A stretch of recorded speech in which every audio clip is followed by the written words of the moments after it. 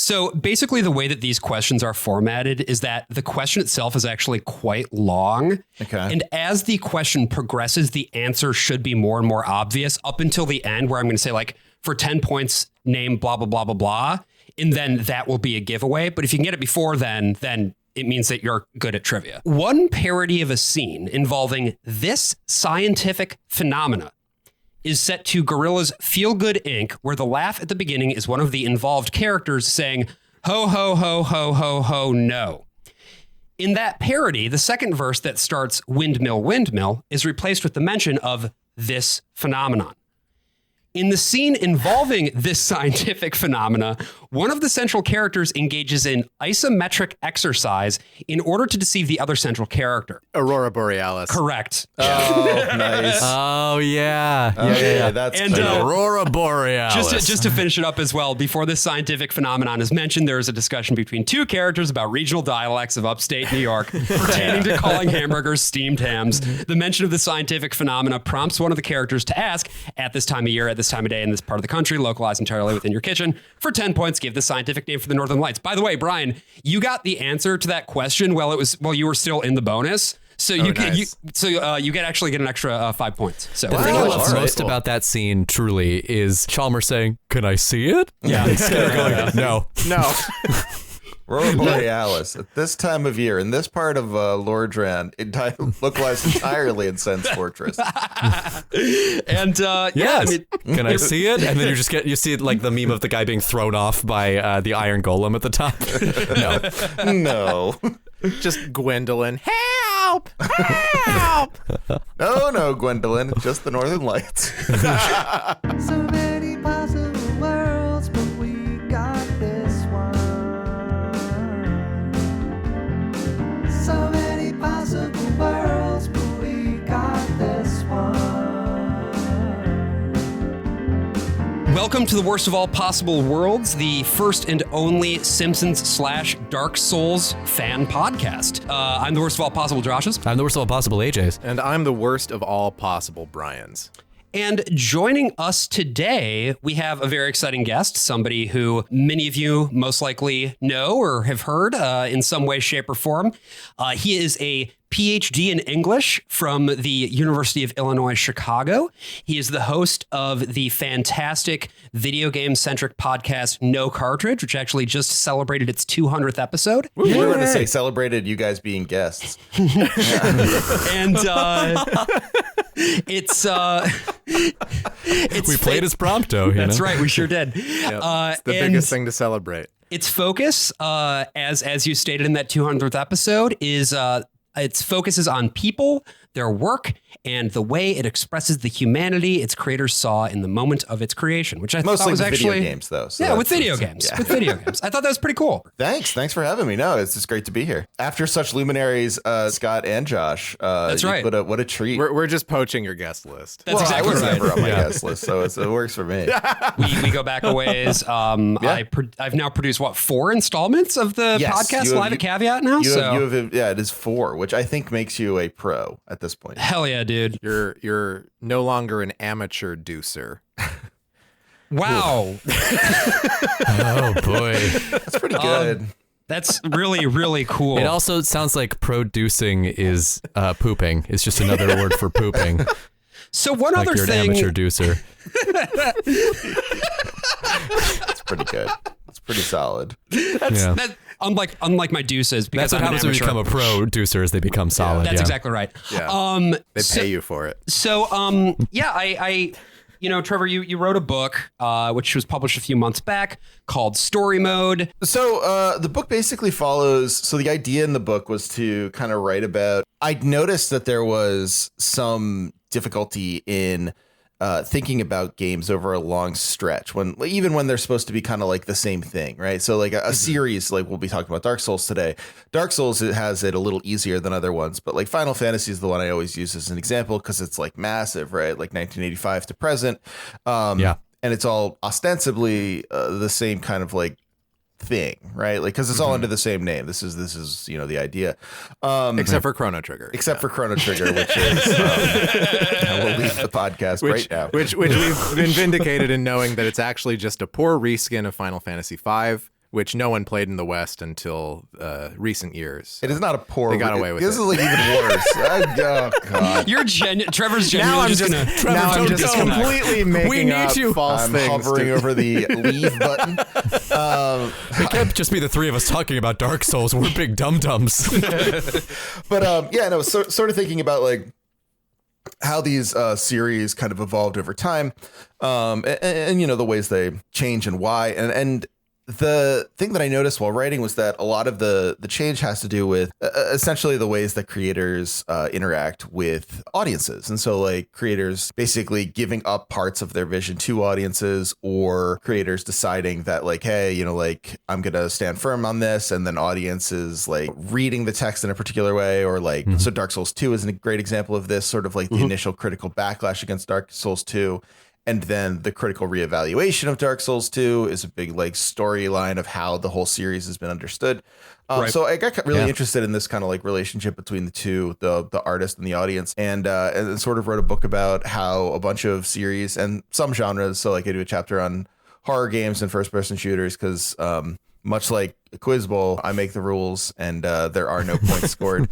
The rules are all made up and I'm Drew Carey. But yeah, no, it was fun, and like basically just looked at how these genres and these series developed over time and produced the things that we recognize today, but you know, not necessarily over a particularly linear course. Sure. Well, you know, it's funny you mentioned Whose Line, because we're actually going to end this episode with a hoedown about Dark Souls. Oh, That's so right. great. I hope, So just, I hope, yeah, have that hope you're in all your ready. back pocket. Yeah. Now, Coming up with lines for Lodran. which of the famous guys have you gotten on the show today? Wayne Brady. Oh, yeah, he'll be on in Yeah. an Okay, hour. great. Yeah. Yeah, Contractually, we cannot do the Wayne Brady sketch to him. That is the one. right, yeah. He's Yeah, on, yeah.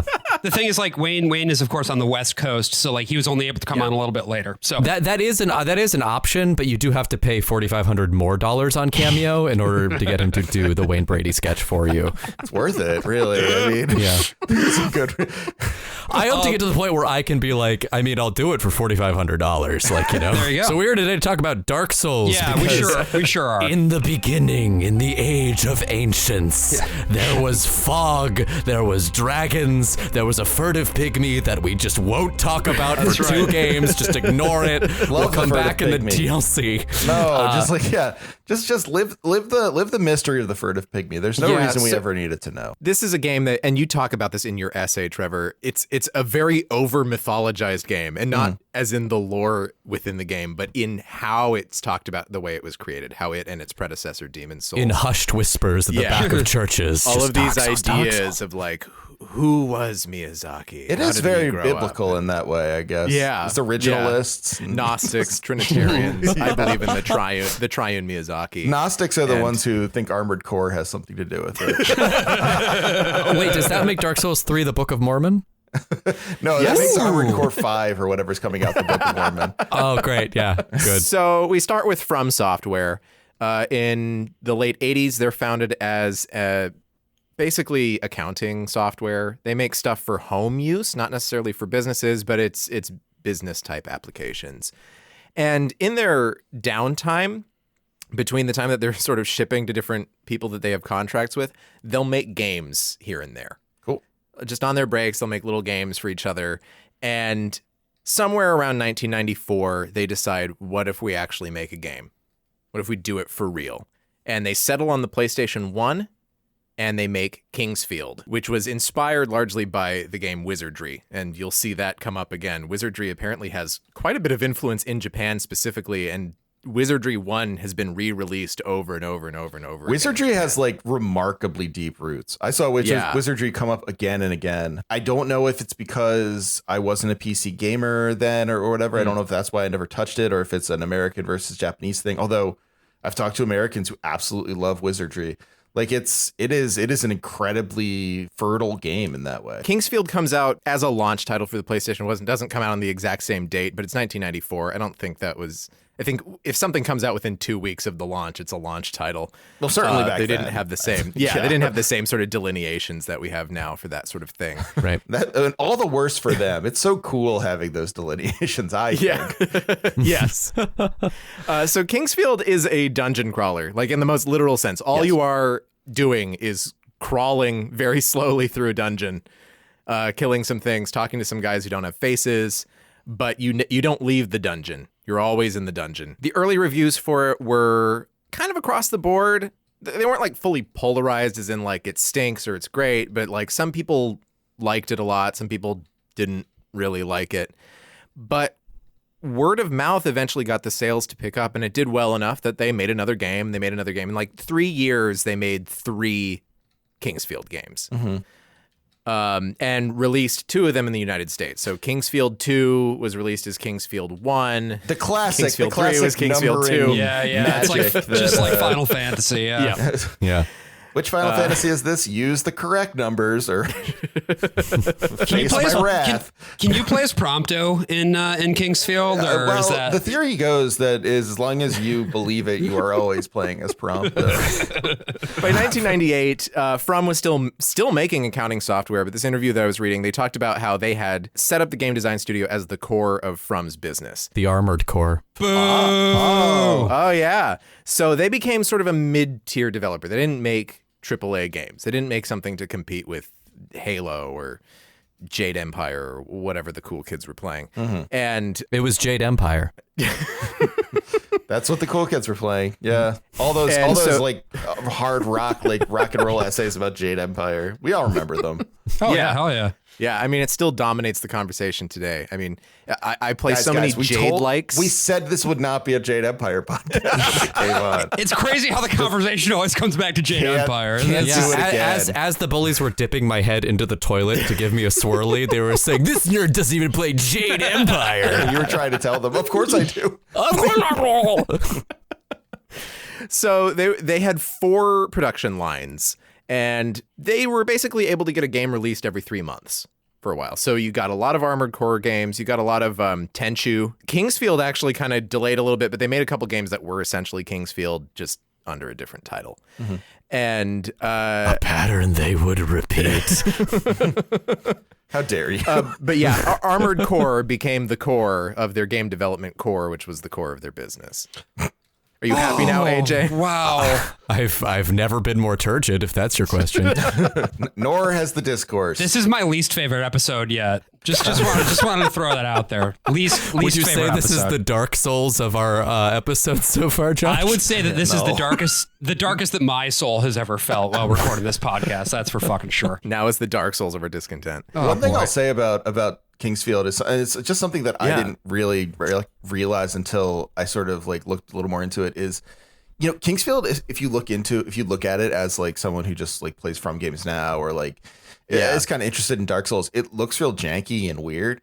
I mean, you don't just have to hear it from like a friend of my show and excellent games critic, Dia Lucina, will tell you that Kingsfield is absolutely the truth and really, really good. She's also a big Souls fan, so it's not like a, you know, like this one over this one or whatever. But like they have a massive following. Like the Kingsfield games are really easy to sort of overlook as like sort of funny proto Dark Souls stuff. And not that you're doing that, but like if anyone in the audience is, No, they absolutely have their own oh my God, balance and their own installed sort of fandom. That was what I was gonna say. Like it's a huge game, particularly in Japan. Like it is a massive, massive production, and like a concern, to the point that like I feel like you can look at it and be like, oh, this is some dumb PS2 game or PS1 game, in the same way that people looked at like Drakengard before the Nier game sort of got popular again. Oh, right. And so that's why it's so interesting, because you have not even 3 years, 2.5 years, they released 3 Kingsfield games, and then Kingsfield 4 doesn't come along until the PS2 era. Right. And then you don't get another official full-blown Kingsfield game. You get a couple re-releases. There's like a sort of build your own Kingsfield game that gets released. The play as Prompto of Kingsfield, But the center, even though Kingsfield is still kind of a big part of their press, and they're the people who made Kingsfield, at least in Japan, they're much more focused on Armored Core. Sure. And releasing a few things like Lost Kingdoms, which I think is the first RPG that came out on the GameCube, things like that. Yeah. So this brings us to Hidetaka Miyazaki, No relation, of course, to the animator or to the child murderer in the 1980s. The son of both the animator and the child murderer. That's right. Sort of a 3 men and a baby situation, actually. Yeah. Also, little known fact: the Fritz Lang movie M is based off of Miyazaki. That's famously Peter Lorre is playing Miyazaki in that movie. Not Hideteki, but his father, the child murderer from the 80s. The other thing about that, it's 3 men and a baby, and also the baby is murdered. That's kind of like This is why you always hear In the Hall of the Mountain King being whistled through all of the Miyazaki games. That's correct. That's correct. Mostly by the crestfallen knight, it's usually. So Miyazaki grew up reading library books, and he'd typically pick books that were beyond his reading level, and he'd play tabletop games, especially sorcery. Dungeons and Dragons as well, but also sorcery was one that he specifically mentions in an interview. And he applied to a couple game studios out of college, didn't get the job, went to work at Oracle, and made Office software, and did that for years. The Office software scene in these years must have been so cool. Oh man! Like every .com is booming, and every serious game designer, it's just like, hey, what do you think you're gonna do once we're done making Office software? Like, oh, I'm probably just gonna make the best video game of 2020. Yeah, me too. Imagine holding down an Office job, building Office software in 2001, and being like, my heart's not in this, but I can't wait until until I can cash out my options here and move into my real passion of edutainment. I'm really gonna fucking kill it. Yeah.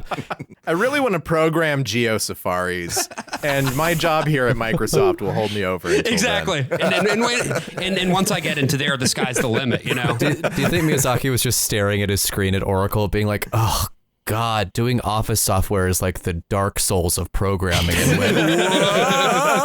just light bulb, write that one down. He didn't play video games that much growing up. I think he was somewhat into them, probably played them at the arcade or something. But at some point he played Ico and was like, oh, fuck, you can do a lot more with video games than people are doing right now. You can create these really original narratives. And somehow was like, you know what, I'm going to leave my job at Oracle and become a game designer for real this time. I actually want to do it, really want to go for it. It's really interesting how similar his story is in some ways to Kojima's story of guy who was doing something classically sort of profitable and then it's just like, man, I just really want to make cool video games that nerds are going to get excited about. Well, and that's the wild thing, because he's 29 years old. He applies for some jobs, but that's a weird age. You're not just out of college. You're not an established professional in the field. You're trying to get in here. And so then here's this mid-tier studio that's like, yeah, come on. We need programmers for our next series of Armored Core games set to come out in the next month. And so he works on some Armored Core games. They're also really excited because he can make some Office software in the meantime. Yeah. Yeah. You can also make an accounting program. Oh my And God. that's the classic 2-for-1. Yeah. He takes a huge pay cut. He's not making anywhere near as much money as he was making over at Oracle. But Sure. he moves up the ranks. He ends up directing a couple of Armored Cores. I've never played an Armored Core game. I remember really fun. seeing them on the shelves, but they're much more accessible, right? They're kind of straightforward. They're hard. I mean, Okay. They're not, they're not fantasy games. They're mech games, and mech games have their own sort of dynamic and vocabulary. I feel like even the most accessible mech game is baffling to anyone who doesn't like mech stuff.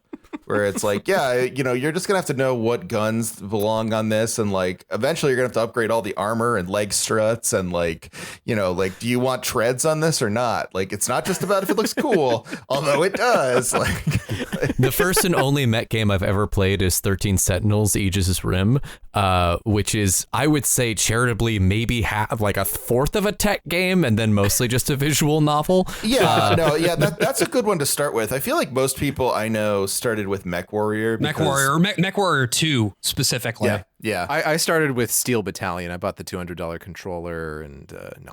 That was cool of you. I'm sure you did that, and I'm sure every single person was like, I just have to have sex with this person. Did you use it to play Jade Empire? I was going to say, between that and Jade Empire, you must have just been rolling in it, Brian.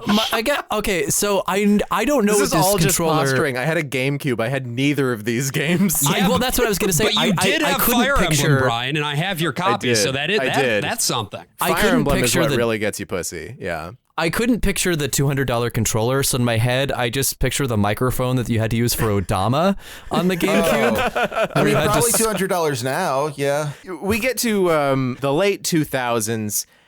From has this deal with Sony. Sony's like, we want to publish a new IP. And From's like, oh, maybe we can kind of shoehorn a new-ish Kingsfield, but into this new Demon's Souls. The most unwieldy name in video games. Oh my God. Demon's Souls. No, it's good. It's no Demon's Atelier Souls. Iris, but That's true. so Demon's... Atelier. I've never actually said the word atelier. I think you're right. I think that's how it's said. It's not the most unwieldy name in games, and I'm doing this just because Josh said to wrap up, and I like to do things that are against what he says.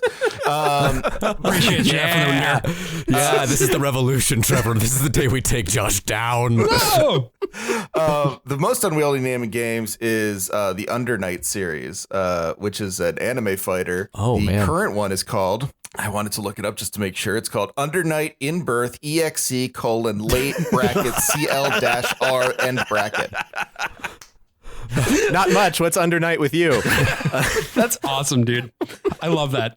And then there's late CL-R and late, and then ST was the one before it. So latest, and then I don't know what late CLR is supposed to be. Yeah, it rules. That's so cool. It genuinely sounds like it. That So sounds development 100% on like Demon's Souls was not going well. Whatever was happening, it was bad. Well, that's not a pattern that'll repeat. Yeah. So Sony was looking for a first-person action RPG somewhere in the vein of Oblivion. I think people blow that a little bit out of proportion in terms of like they wanted to make the Elder Scrolls. They wanted an Oblivion killer. Yeah. And it's like, this is not the studio to do an anything killer at this point in time. They were trying to do still a first-person game. That was a mess. And so Miyazaki was just kind of in the right place where they said, okay, we need to fix this. This is a problem. And he said, I could do this. And his thought going into it was like, I could overhaul this. And if it's a failure, well, it's already a failure. So no one's going to give a shit. Right. Right. And pretty good. And if it turns out good, then I got to do a thing that I wanted to do. Sure. So he comes in to salvage it. They kind of have this infamous TGS show where like the first day everyone's in the character creation screen. They get booted out because they spend so much time on that trying to, I don't know, maybe not make the character look ugly. And it's like, No, that's the not wrong how it It's way not to do possible. it. Yeah, It's not no, possible. It's way to do it. impossible. Dumbass. Who the fuck would do something And like so that? then the next day they sort of flashed the character creation screen on and then advanced past it so people got more of an opportunity to play. There was one, I think it was the IGN playthrough where they're like, combat is far too simplistic. So obviously things were not going well. They were not getting whatever point they wanted to cross. Wow, the wow. Sony president, Yoshida, played it and said, quote, "This is crap. This is so unbelievably bad." Wow. So then Sony decided we're not going to localize this, which ends up biting them a little bit. So they say, Yeah. I mean, we're publishing it, but we're only publishing it in Japan. We're not giving it And- an American or European or Chinese release. And at this point, the game is baked. Like, there's nothing they can do because they're close to gold already. So it's not as Yeah. if they can, like, and they've sunk the money in. So, like, they just got to go for it. Right. So they're gonna ship it no matter what. And Miyazaki mentions the game is again inspired by wizardry. There's a forum post that I found before the TGS show even where someone was like, "What the fuck are they talking about? Who plays wizardry?" I hope it's not inspired by wizardry. Nerd. That game's very old. Like, Just like absolutely being like, oh, this game's based off of wizardry. so the game gets released. There's not a hype train around it. They're just putting it out there, and it sells okay when it first comes out. Then it starts to sell better, and weeks pass, and it sells even better because just like the first Kingsfield, this game ends up having excellent word of mouth.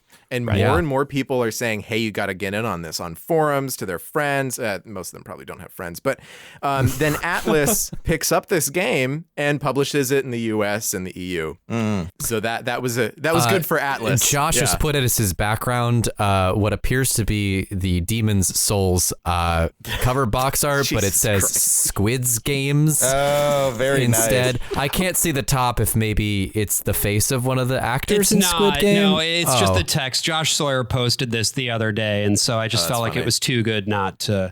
I feel like the thing that is catching you the most with this name, AJ, is that you keep pronouncing the possessive S too much. Yes. I feel like you just go I am. Demon's Souls. Demon's Souls. Demon's Souls is Demon's Souls. But to be clear, the game is called Demon's Souls. Like, it's Demon's Souls. Well, you got to pay the troll toll to get into that Demon's Soul. You got to pay the troll toll to get in. It's. I think it's an unwieldy title that actually ended up paying, I think, dividends when it came to the States. There was a lot of talk about people like, oh, it was so like, maligned, and it wasn't until Dark Souls that like this thing really took off. But God, critics loved Demon's Souls when it came to the States. That is not across true, the board. From the beginning, the critics were very fond of this game in Japanese press and in American press and in British press, except for Yahtzee. I remember Yahtzee didn't like the game. Oh, weird. Yeah, because then he turned over a new leaf after Dark Souls. Yeah, he bounced off Dark Souls and then came back to it and then finally broke through. Speaking of, so we get to Dark Souls by Sony doesn't sell its IP; it just holds on to it for forever. Good for them. They wanted to make another fantasy game to capitalize off this. Maybe Sony just didn't want to make another Demon's Souls, and so they made Dark Souls, and. So Dark Souls begins. Dark Souls begins with the Dragon's Wars. This great opening cutscene about a big war with dragons that has very little to do with what you're going to encounter in this game. Yeah. Oh yeah, no. Yeah. I hope you don't think it's going to. Yeah, for a world where all the dragons died, there sure are a lot of dragons in this world, is what I will say. If you really, really do your best and go to like the secretest part of the game, you can find a bunch of dragon skeletons. And, and it's really cool. And you get to be like, oh, this is where the dragons went to die. And you find like the last living dragon that isn't like a bone dragon or an undead dragon or something. And it just and you can cut off his tail and get a weapon. I just found out today. Oh, really? So you shouldn't do that. I know, he doesn't attack you though. He's like, yeah, take my tail. I think he's a little into it. Yeah, he just hands it to you. Yeah. It is a follow-up to Demon's Souls, taking a lot of the things that people really liked so much about that game, which is to say, difficult but fair. The mechanics are set up in such a way that, with a couple exceptions, which are in there mostly for comedy value, there aren't like super cheap deaths. Yeah, Instead, it is regularly tuned to a high degree of difficulty. Yeah. And the mechanics are such that if you are the kind of person who is able to take a series of mechanics and develop your skill in those mechanics to conquer the challenges that the level designers put in front of you, you can have some fun with the game and eventually you can win. So the game has this interesting story element, which is we're at sort of the end of the world, where a lot of the rules that have bound this world are starting to fray a bit. And one of them is that humans just don't really die anymore. They die and then they reemerge. And the more that this happens, the more this just kind of fucks them up and makes them weird. Yeah, they start looking real bad. So you awake in an asylum where some people or some folks somewhere have just started dumping some of the worst dead people, I guess. First, you're surprised by Oscar of Astora, who rescues you from your cell. And as Oscar Pistorius goes on his way to that one fell flat. That's fine. No, I chuckled. And then he gets killed by a trap in one of the funnier moments of the game. You have a little bit of a tutorial area. You have little marks on the ground that tell you what button to push. You beat a little boss. It's not super hard at the beginning, right? Mm-hmm. Then you go up a hill, and then there's a giant bird, and the bird takes you to Lord Dran. Yeah, the bird takes you to where you're going to end up having a harder time. Yes. I love. I had forgotten this, but in like the cutscene in between going from Undead Asylum to Lord Dran, it says in the land of lords, Lord Dran. Yes. As if she forgot the name and is just making it up. She's riffing. Lord Dran. What was interesting to me was how vertical it is. Yeah. It's very strange to have a game where you're climbing that many ladders, going up and down as much as you're going in any kind of horror, especially a 3-dimensional game, right? Like it makes sense if you're playing Castlevania or something, because you go up and down, you go left and right. But usually a 3-dimensional game just isn't going to have that much of a vertical component. And this is a game where everything is incredibly tall. That's what struck me first. And there's this sort of sense that you're on equal footing with the enemies in the game. Like they're guys who are just like you, who have just been dying too much and getting really weird. Right. They also move slowly. They also have their sort of set attack and defense as though they have the same move set that you do. Yeah. They also revive when you rest at a bonfire. Yes. So that brings us to first how the game saves, because the way that this game does checkpoints is really different. It saves all the time. Every time you die, it saves. Right. You go back to a checkpoint, but it's not a save point. The bonfires are a reset point that you come to. Time is still persistent. You have weapons that degrade over time, but barely, and it's kind of a weird mechanic to have in there. But if you've used a perishable item, that perishable item is still gone after you're dead. And every time you rest at the bonfire, it heals you, it fills up your shit, it offers you a little safe sanctuary from the enemies, but it resets everything. All the enemies, save for a handful in very particular parts of the game, all come back to life right where they were the last time you encountered them. Yeah. Right. And in a very like Dungeons and Dragons sorcery sort of way, the people that don't reset are the big bosses. And then also, this is the more tabletop thing, the sort of like secret special guys, like the little crystal lizards, or you know, your silver knights who might drop a neat little item or whatever, like or like the giant boar in the intro area on your way up to fight the two gargoyles. Thank God he doesn't respawn. And the boy. bullshit dudes who shoot darts at you in Blight Town, they also don't come back because the game knows how bullshit they are. And we'll talk a little bit more later on too about like the connection between this game and games of the same genre as well as slightly different genres. But I think that's just a good point for all of us to sort of keep in the back of our head, is not just the core mechanics of the game itself, but also how these mechanics fit or don't fit into what you are sort of expecting from a game like this. And that's a question that I actually had for you, Trevor, because, you know, one of the things that you write about in the essay in Story Mode and all these other things is like about those, I guess, core mechanics and the way that they work together, particularly with regard to the difficulty of the game, to sort of create this cohesive experience. And I guess I'm curious for you in playing the game, what the big things were that jumped out in your experience. So, I mean, the way I approached the game was I got it for free on Xbox's old like Game Pass, before Game Pass was like, you get every single game in the world for $10 a month kind of thing. Oh, cool. And had you played Demon's Souls before playing Dark Souls? No. So Dark Souls was your first game. I got Demon's Souls pretty much like in the middle of Dark Souls, because I mentioned how much I was enjoying it on Twitter, and Twitter user Juchi Main mentioned that he really liked Demon's Souls and sort of like described that was his favorite one. And so like I wanted to play it.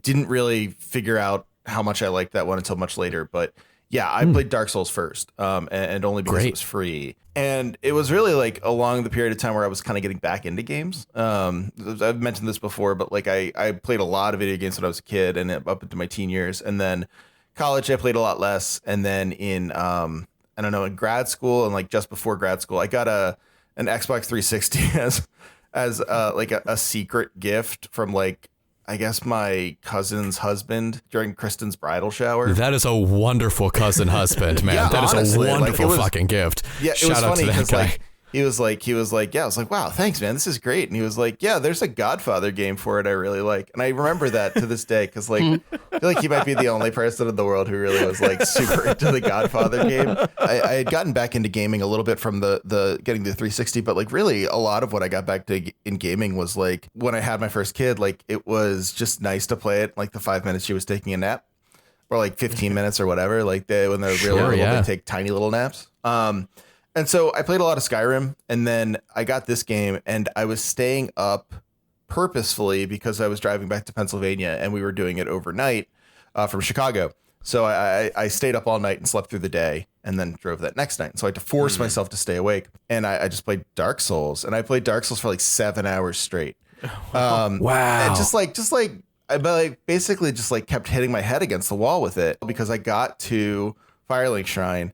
And instead of going to the Undead Burg, which is what you're supposed to do. You went to the Skellyman? Did you go to the Skellyman? Yeah, I threw myself against Trevor, the skeletons no. for about 3 hours. And I just like, it was annoying. And then after a while, I realized like, oh, the whole point of this is that it's hard. And like, I was like, oh, the whole point of this is that like, it makes you feel really small and vulnerable. And like, you are constantly at risk of dying and being killed, even as you make the most possible progress. And I was like, wow, this game's really cool. And then as I kept playing, I was like, actually, the core mechanic of this game is you being small and vulnerable, and like the entire world can just crush you at any given point. And I was like, you know, every mechanic in the game, you know, from the fact that you actually can't ever just like wipe out a whole room of enemies and then move on, right? Like knowing that room is now like quote unquote safe. Your first playthrough, you never get to the point where you're like so good you can't die, right? Like you're never you're never overpowered. And there's always a chance that like even the dumbest little thing can kill you. And just like the fact that like safe zones were so precarious and important, like it all combined for this really interesting, this really interesting little game that made me think like, Jesus, this is like a lot like kind of how the world is, kind of like how like it feels to be like a person constantly under threat, and like, you know, the 21st century. It's very reflective of a kind of anxiety about, you know, just like constantly being at risk of being, you know, thrown into an abyss or just like taken down a peg by some random person you meet on the street or whatever. And it just, I feel like all of, you know, even more so. So I'm a big Dark Souls 2 defender. I'm a big Demon Souls defender. I've played 3. I have the fewest opinions on 3. I think it's weird how they continued the story in ways that I describe in story mode. But I will say Dark Souls 1 for me is the most cohesive example of like every single mechanic just fitting. Like everything works to that central theme. In a way that I can't think of a game that does it better. I do want to bring up one of the things, you know, when we talk about the difficulty of Dark Souls and how hard things are and how much of it is sort of built on an idea of survival or whatever. One thing that this game has very deliberately ditched is any kind of inventory management that you have to do. Yeah. You can carry everything that you come across, which I found is one of the really refreshing things about the game. They really determined what they wanted you to struggle with and what things they didn't think were interesting. And they didn't think it was interesting to bury you in your inventory screen having to clear out your shit every 20 minutes. Right. And also because most of the story, you know, if you really want to dive into it, comes from item descriptions. And that's really hard to do if you're getting rid of items in order to clear your inventory. You know, you're getting rid of a lot of flavor text. And the big thing that you are constantly managing from your possession is souls. And souls are a really interesting mechanic that works both as experience and currency. And once you die, you drop them wherever you died, which adds to another layer of stress and risk when it comes time to get them back, especially if it happens in a boss arena. Yeah. You know, you're having to run over around there, grab and him, and then try to beat that boss. Yeah. Or use a homeward bone and get the fuck out of there and level up. If you die again without recovering your souls, those souls disappear and actually reappear in someone else's game. Oh, is that like right? a little bug thing. almost no one has seen these fucking things, but it you is a know what? mechanic No, that no. does exist. I actually, so there Yeah. was one time when I played the Dark Souls 1 remastered on stream. I don't think Yeah. it's saved anywhere, but like I was playing it with my buddy Rob, who is great at these games. And we were in the Tomb of Giants, and I got completely murked by this like weird thing. I was like, what is this thing? What am I looking at? And Rob was like, I've never seen anything like this. And like, it just shot a beam at me and killed me. And I was like, what is happening? And we looked it up, and it was one of those things.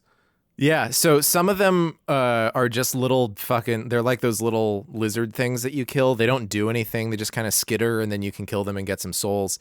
And sometimes, yeah, they attack you. I think it's if they're bigger, like if they have more souls in them, they become more likely to be the offensive kind. And I love that exists in a game like in a game released in the 2010s. We were talking about this with Pokemon, how much of the appeal of those first couple generations of Pokemon were about like the shit that you would share on the playground, not just like, oh, Mew is under a truck, but like the real things, like, oh, there's this fucking power plant off over here and there's a giant bird in it. It's like there's still these weird mechanics that no one really has a good grasp on.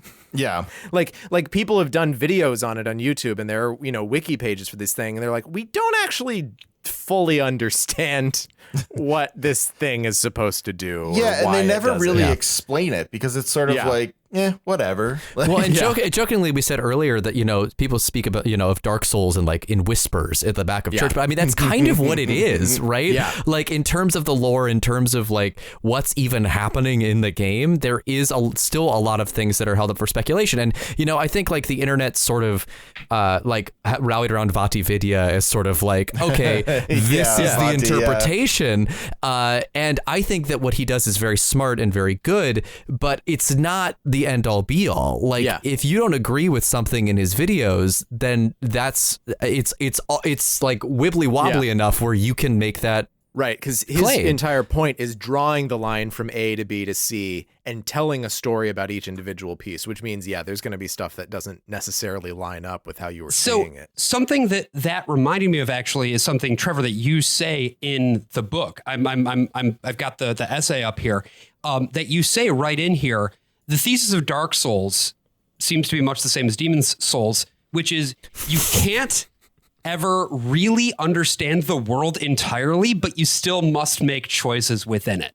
And I think that's really interesting. I was hoping that you could elaborate on that a little bit more. So, I mean, basically, much like what I was saying about the quality of like the game kind of like linking together all of the mechanics to make you like extremely precarious and frustrated. The world itself is constructed in such a way that makes you want to know more about it. Right, like via the item descriptions, via all the things that are going on within it. The cryptic NPCs who are just speaking in riddles and then laughing under their breath at you. Yeah, but you can follow most of their stories. Like if you meet them at some like random spot, you'll be able to do more of it. This is something in 2 that's even more worked out, where like you need a ton of stuff to go right to get someone's story all the way through, and a lot of it is just like random.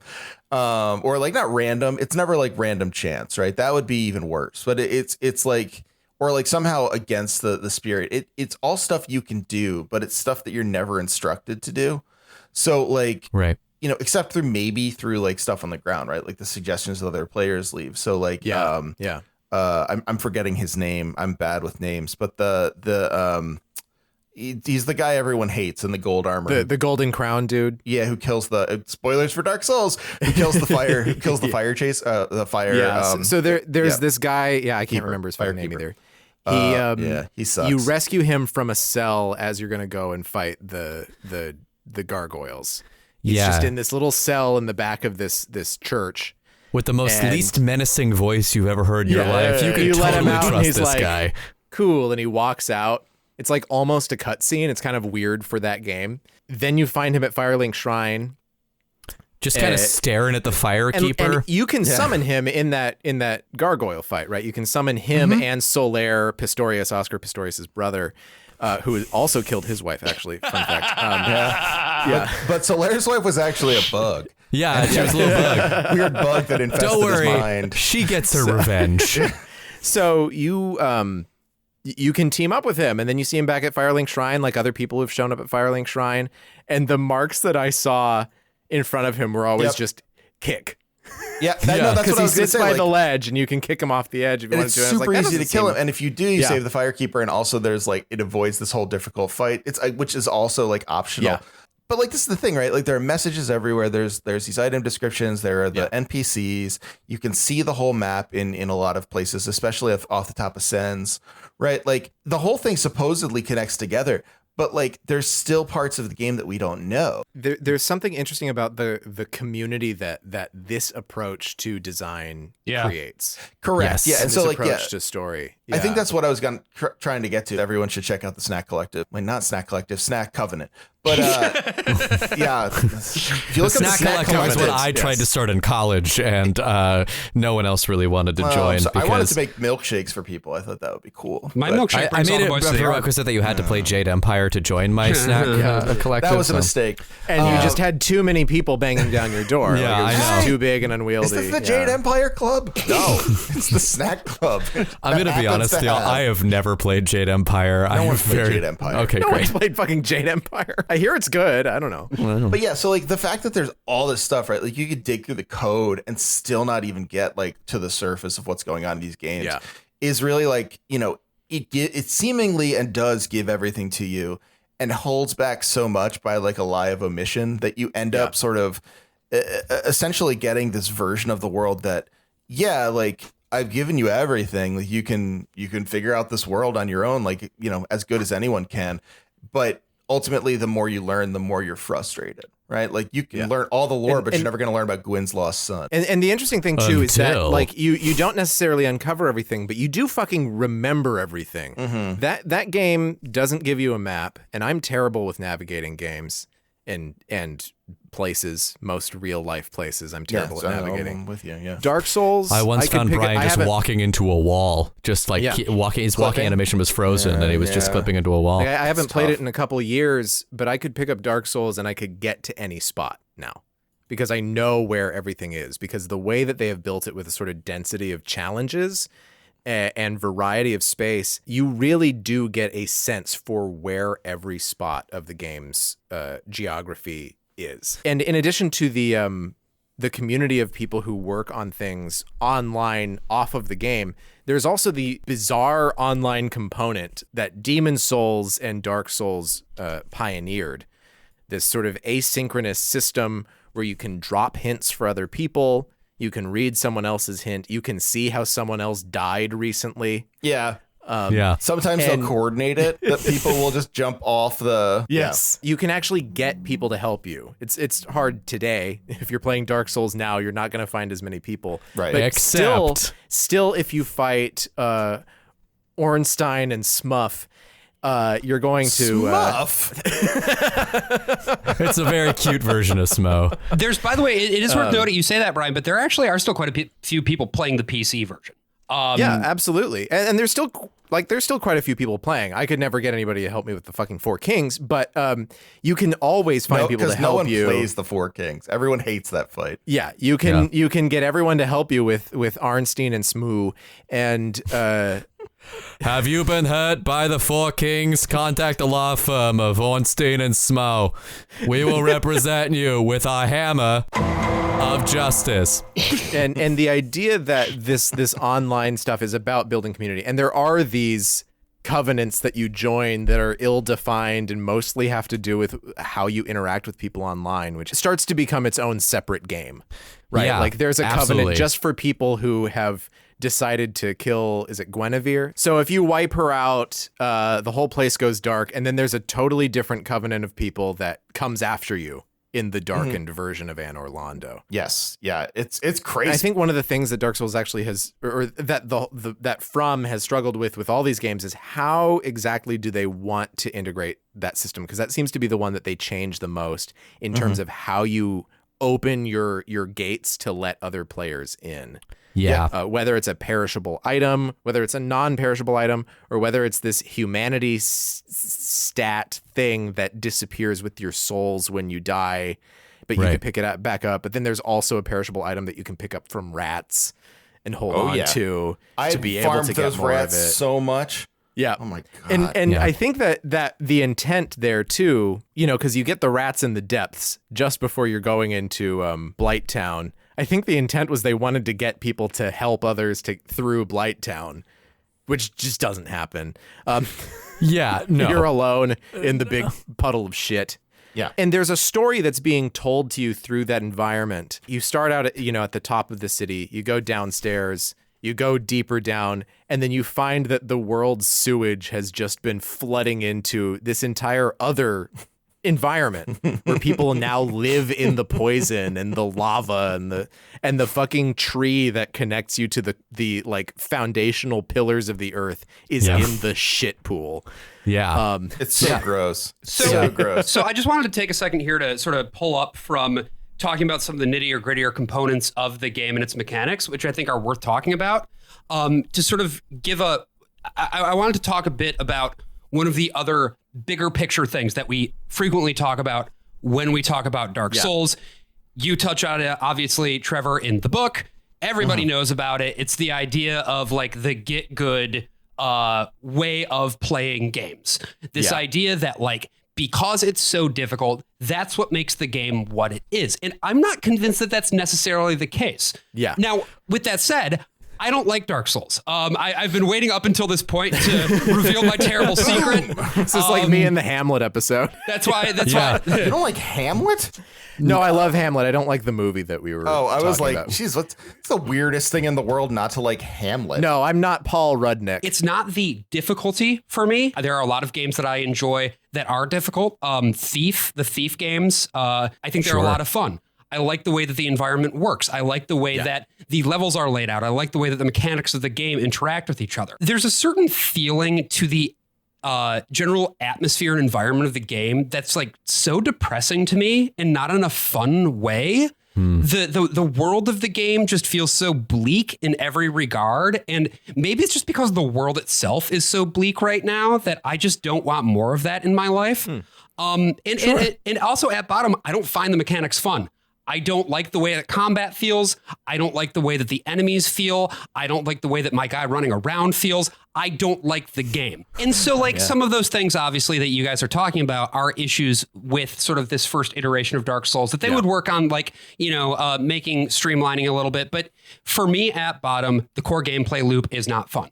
And there's a lot of other people who do share my opinion in this. But generally speaking, there are dozens of us. Dozens. No, but seriously, like generally speaking, when these sorts of concerns or these sorts of opinions are raised, the immediate answer is, well, get good. Obviously, you're not good at video games. You're not a real gamer.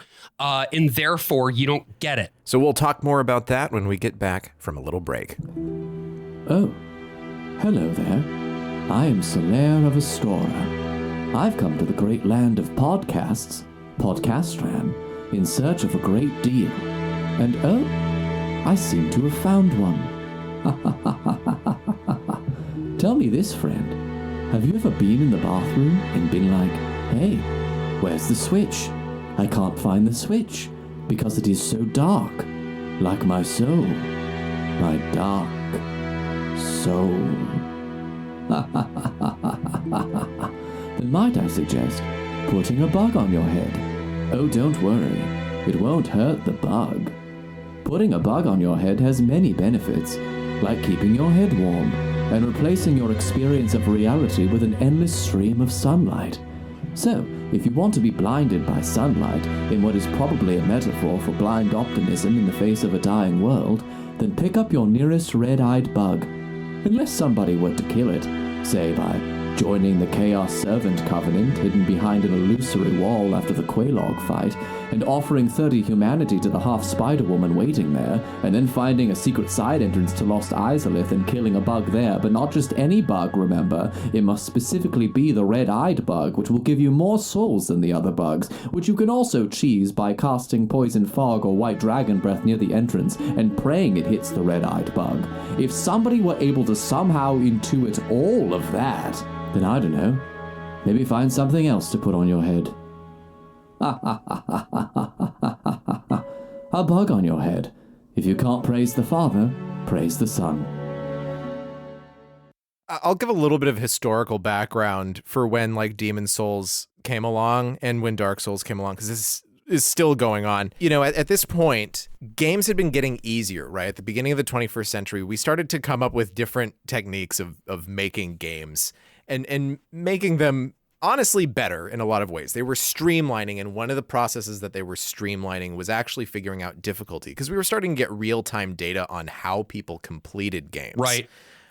What achievements or trophies were people getting. Nintendo got really neurotic about this, I think. But Nintendo neurotic? No. But AAA Japanese games are a big culprit of this, right? Like the big Japanese games especially started bringing in a lot of handholding. Kingdom Hearts 2, it was like newsworthy that it had a 2.5 hour long fucking tutorial. And then Legend of Zelda Twilight Princess comes along and it has like a 3-hour tutorial where it walks you through fucking like a whole dungeon's worth of material. And it's just holding your hand. And it's like, now that you're a wolf, smell using this, bite doing this. And then do Skyward this to Sword this was guy. just, the entire game was basically just a tutorial at that point. Yeah. It just tells you every single time you encounter a wall that you can bomb it, right? This led to Phil Fish infamously saying Japanese games suck. Phil Fish. Jonathan Blow agreeing, but being more tactful.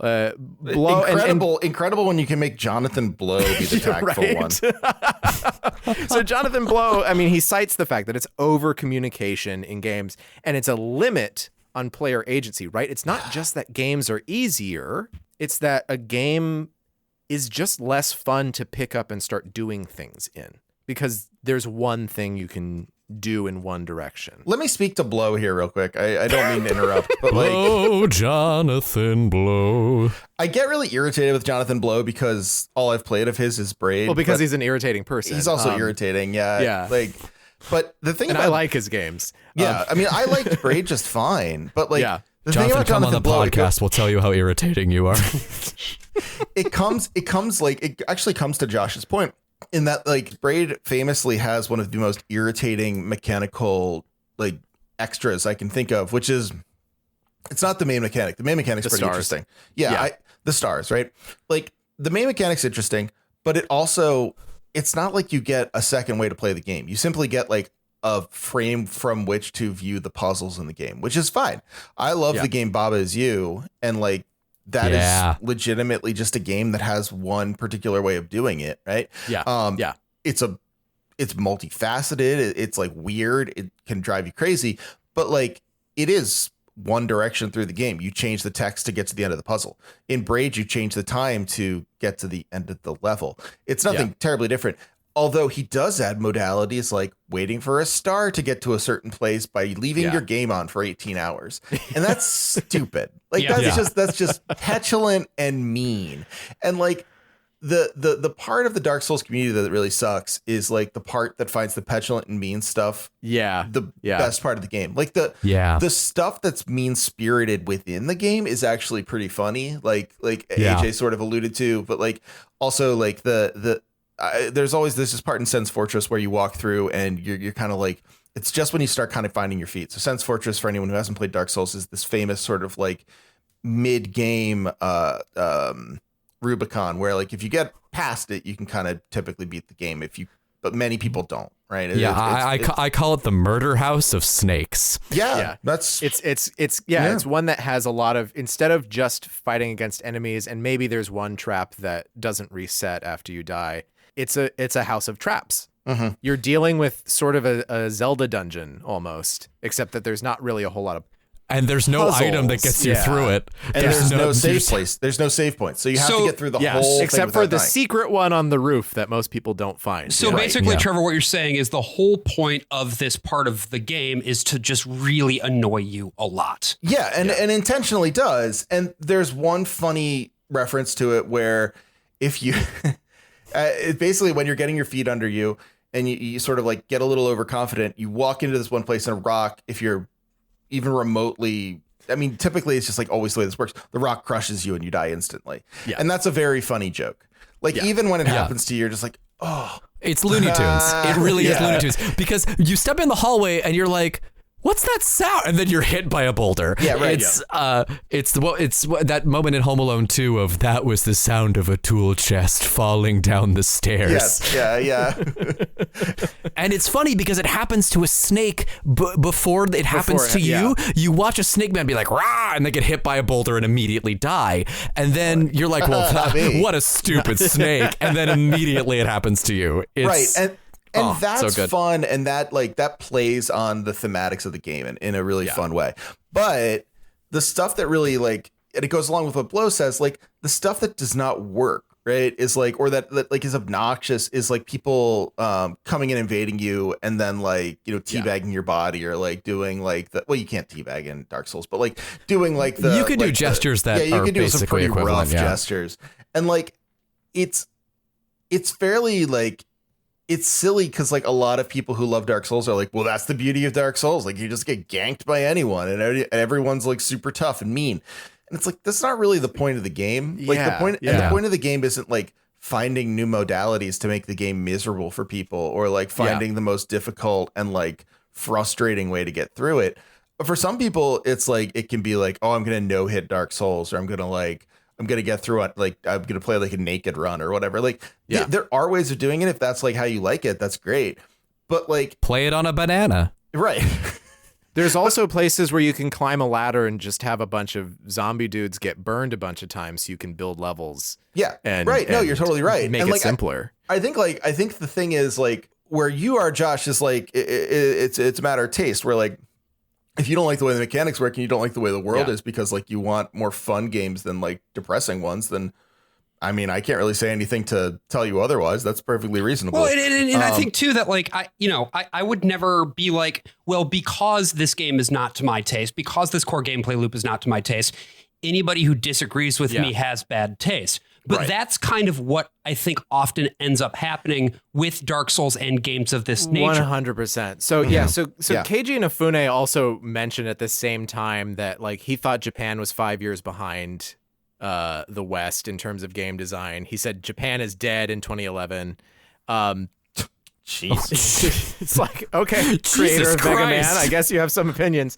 But one of the new villains in Mega Man is just Japan is dead, man. But then Jonathan Blow like specifically carved out, like when he said, here's the problems I have with Japanese games, excluding Dark Souls and Demon Souls. Because they are working differently, right? They're building around conditioning rather than saying, okay, I'm going to grab you now. You have to go over here. You have to do this at this time. But really the meme that comes out of Dark Souls is just, oh, it's hard. Right. So I was completely uninterested in this game for years because all I knew about it was like, oh, it's a hard game. I didn't know it was a deep game. I didn't know it was a game with an interesting world. I didn't know it was a game with this like really complex world map or a story worth telling, just that it was hard. And like the screenshots and the GIFs and the videos I saw, it's ugly. It's an ugly game. Mm-hmm. Yeah, but so, I think ultimately, where it comes down to not just like get good or it's a difficulty thing or whatever, is when you say something like, if Josh says like, I don't like this game, it doesn't do it for me, and you could say like, but look, there's this interesting element to it. I think most people can say like, okay, that's interesting, even if it doesn't appeal, right? Yeah. There's all sorts of games I don't like, but like someone can point out like and say like, hey, look, like, but there's this going on. That's kind of cool. And I'm like, yeah, okay, that is pretty cool, actually. I would also argue that get good is a fallacy entirely. I think it's actually I have been playing From Software games for 6 years now, and I have never once gotten good, except for Sekiro. You know how people talk about with these games, how they bang their head against the wall and then they just have that moment where it clicks and all of a sudden they know how to play the game? I've only ever had that with Sekiro. Sekiro was made for that, I think. Yeah. I was battling the ape once his head was off and he came at me with his sword and I perfectly parried him and it was literally like, I know Kung Fu. And all of a sudden he couldn't touch me. You're the first person in the world who found that moment on the ape. Yeah. The ape is usually where like people are like, this game has no, I mean, people being me, this game has no purpose. There was it's just a rhythm game. Has no morals. No Sekiro class. is just a rhythm game. It is just ultimately. a rhythm game, except with the apes. where it is a nonsense game. Yeah. I love well, Sekiro. specifically it was me. it's not even the first part of the ape, it's the second part of the ape, because I cheesed the first part of the ape. It was the part where he actually uses his sword and where it's more of a fair fight. Anyway, neither here nor there, but all the other games I like barreled my way through. I leveled up to the point where I was so overpowered that I didn't have to fight the boss for the length of time that I think most people had to fight bosses, and that's how I got through from software games. So if you're avoiding these games because you think they're too hard, there are ways to actually use the systems in place to get through it and survive and see the rest of the game. And I think too, the thing is for me also, again, I mentioned Thief earlier as sort of a counterpoint to this. And in the fact that it is a difficult game, and it actually is a get good game, right? Like that is a game where unless you are able to master the mechanics of stealth in that game, which are, by the way, quite janky by year 2022 standards, you're not going to have a good time. Plus, it's too dark. You have to get a mod to make it brighter because it's like actually too dark. Well, yeah, so you can just download the Taffer Patcher. That's not that hard, Brian. We've been over this. But what's interesting to me is that when people talk about this like get good thing, they're not just doing it in the context of saying, well, you need to get better at the game. They also oftentimes come at it from this point of almost like moral superiority. Right. Where It's the article that I pulled off of is, I'll mention her again, but also because she thinks about Dark Souls a lot. Yeah. But it was on Dialacina's review of Pathologic 2 in difficulty, which Pathologic 2 is famous because... famous is the wrong thing. It's a really good game is one reason why it's famous. But the other reason why it became famous is because it included difficulty sliders. It modded them in when people were like, this is too hard. People lost their mind, right? Yeah. And so like she writes, this is in her article, Pathologic 2 is getting difficulty sliders, and that's a good thing. It's from 2019 on Paste. And she starts it off by saying, basically what we've been saying the whole time. Pathologic 2 is an incredible game. It's also a game that I have strong reservations about because it can be soul-crushingly difficult by design. In fact, I posted a brief addendum to my review on Twitter telling them they should absolutely try playing the game as intended and then, cheat. And she said, before we get to the whole point of it, let's define what difficulty is, which I'll say just like as a sidebar is like the thing that you have to do. In analysis, and no one does it. It's just so frustrating. The whole point of these terms is you have to define them, and like no one bothers to define them. People just say like it's hard or it's not hard, and they don't think about what it means. But she says difficulty is the subjective experience of mechanical impediment, often in combination to the player achieving their goals. So like basically difficulty in a game is how much the game tries to stop you from beating the game. The experience of difficulty can be achieved in many ways: hyper-competent enemy AI, esoteric puzzles, damage, hit, and health modifiers skewed against the player, limited resources. Difficulty is the way developers can attempt to tune player experience and the speed at which they progress and succeed at achieving goals.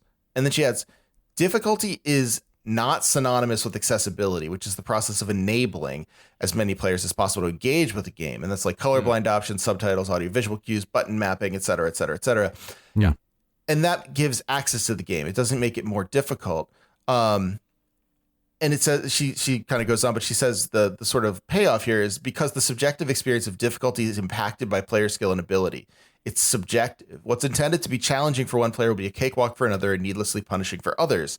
And she says the option to modify a game's difficulty by players is what I would consider fundamentally good game design and fundamentally in keeping with developer intent. And so the point here is, and I mean, Dark Souls doesn't have difficulty sliders, and like it is extraordinarily boring. Nor does it have a button remapping, which is weird playing it on the Switch because the B button becomes the A button and the A button becomes the B button, and they don't want you to fucking fix that. I mean, and that like that's all true. Like I think it's hard and it's quirky and it's weird, right? Like the game has its quirks, and part of the difficulty is just built into or baked into those quirks. Like it's a weird game. It's not like a typical game in a lot of ways, and that speaks to that. However, it's also true that like most games, if they give you a difficulty setting, it doesn't mean that you can't play it on the harder setting, and it doesn't mean that you can't enjoy the game. It means that you're given that option, and the developer is giving a way to access the game. The get good thing is a problem because it suggests that accessing Dark Souls by losing so often that you can't like really make it through the game without cheesing it or something is not a valid way to access Dark Souls, because it absolutely is.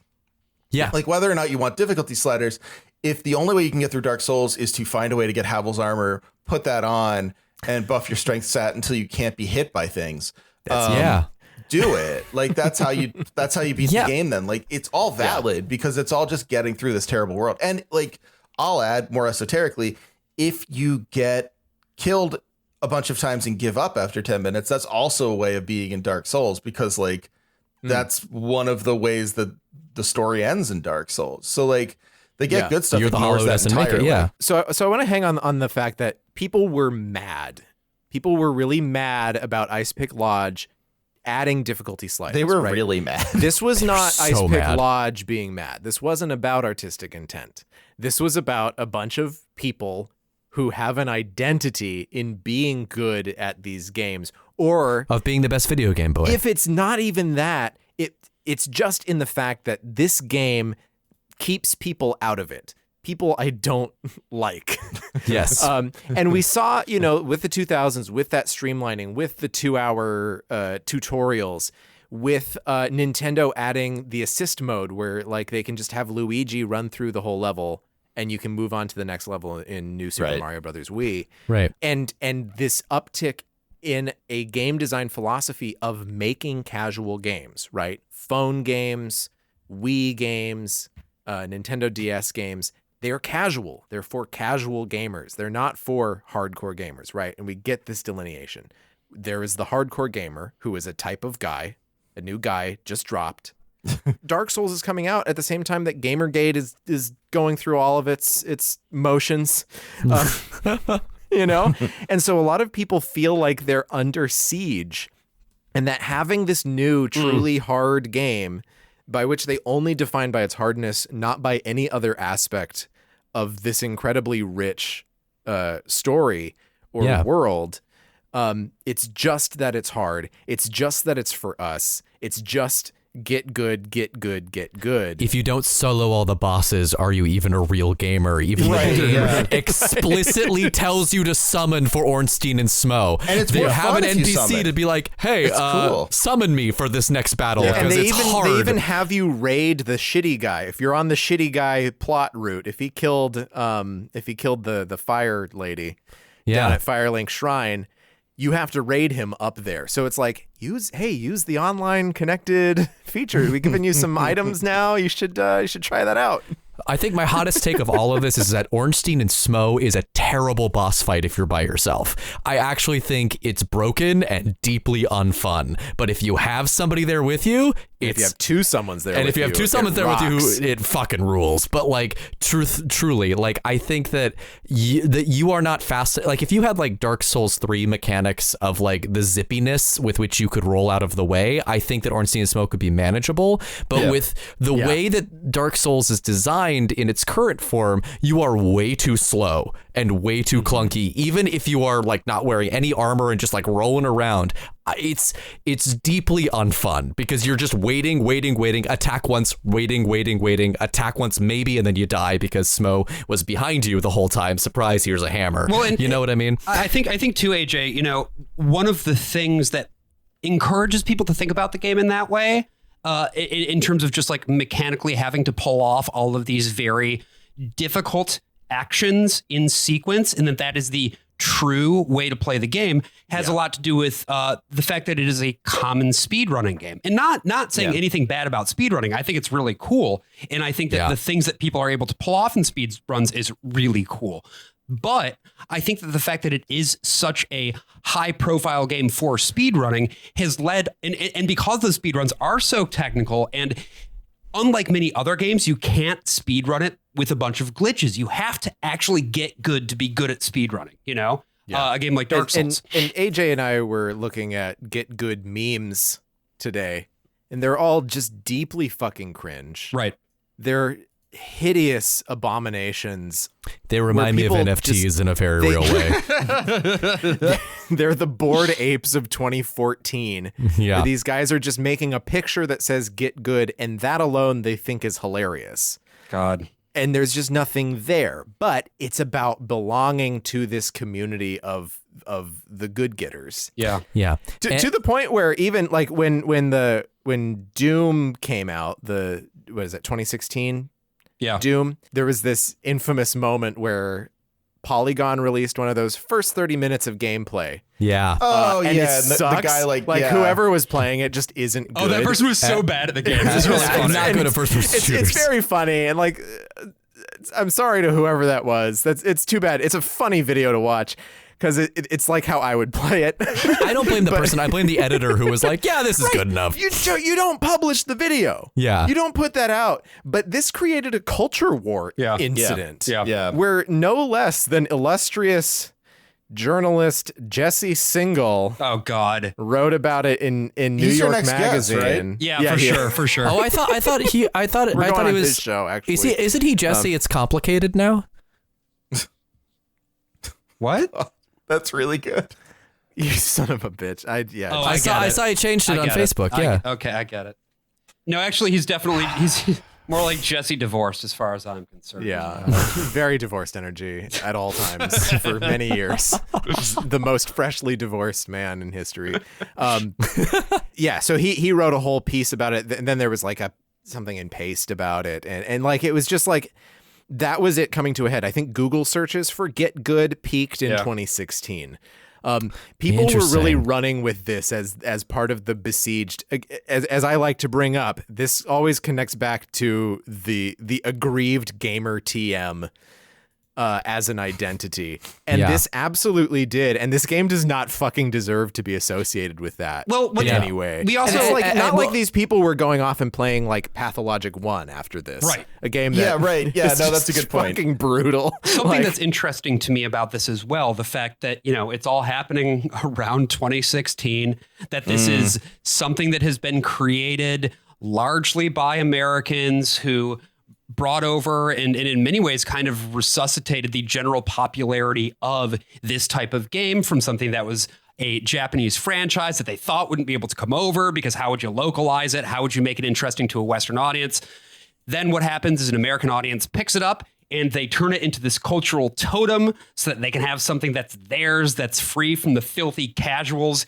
And as a result, this thing that ultimately should be viewed in its entirety. And you talk about this a lot, Trevor, about how like games are many faceted cultural objects. They don't just have one dimension to them, but instead it gets flattened. It gets completely flattened 100%. along cultural lines. What we have here is basically a bunch of guys who, are really all about their own little cool guys club. They're all really good at this game. They're all really cool guys. They're all really cool guys. They're Well, very that's the cool other guys. thing. They are cool. They are cool guys. God, they're so They're cool.